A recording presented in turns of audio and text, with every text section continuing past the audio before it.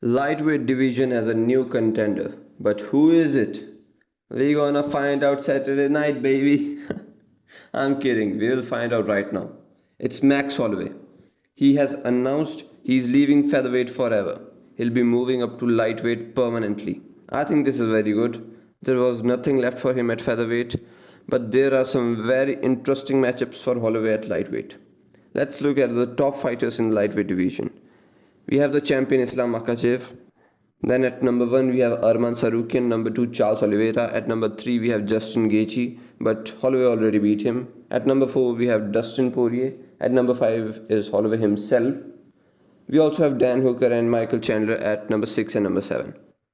I'll talk about how the fights will go between Holloway and all these top fighters one by one. Let's start with Holloway versus Chandler. A lot of people will pick Holloway against Chandler, but I think Chandler is a very good first round fighter, and we saw Poirier took down Holloway without any resistance. Alright? He didn't hold him down very long, but I think Chandler can do that. Chandler is a gorilla in the first round. He can be retarded sometimes. He'll try to grapple with Oliveira. He will stand and bang with Justin. I don't know why he sometimes takes the most difficult path in a fight, but I know he will try to wrestle Holloway. He'll pick Holloway up and slam him down. We might see a slam knockout. That would be crazy. I think Chandler is too powerful and crazy for Holloway to handle in the first round. But obviously, if he cannot finish Holloway in the first round, we will see a jab masterclass from Holloway. He will jab Chandler 1000 times in 5 rounds, and then people will call him the best boxer in the UFC. It's so stupid actually. The best boxers will finish the job as soon as they can. And Holloway is a decision machine, guys. Holloway has record for most significant strikes landed. This just shows how pillow-fisted he is. I don't know. How can you take that as a compliment for Holloway?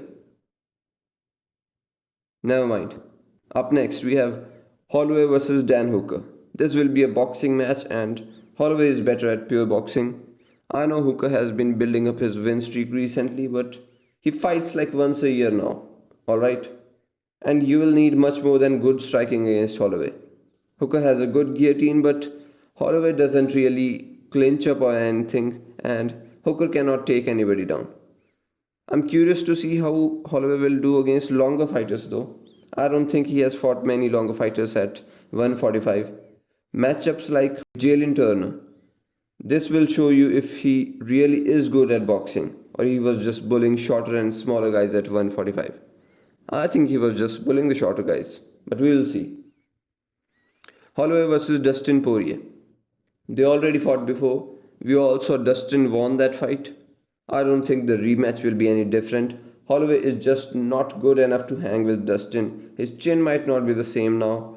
The last fight was actually very close, and Holloway is moving up to 155 permanently, so he will be bigger and better this time. Okay. Okay, I have changed my mind. Holloway beats Dustin. Holloway moving up to 155 permanently is a game changer.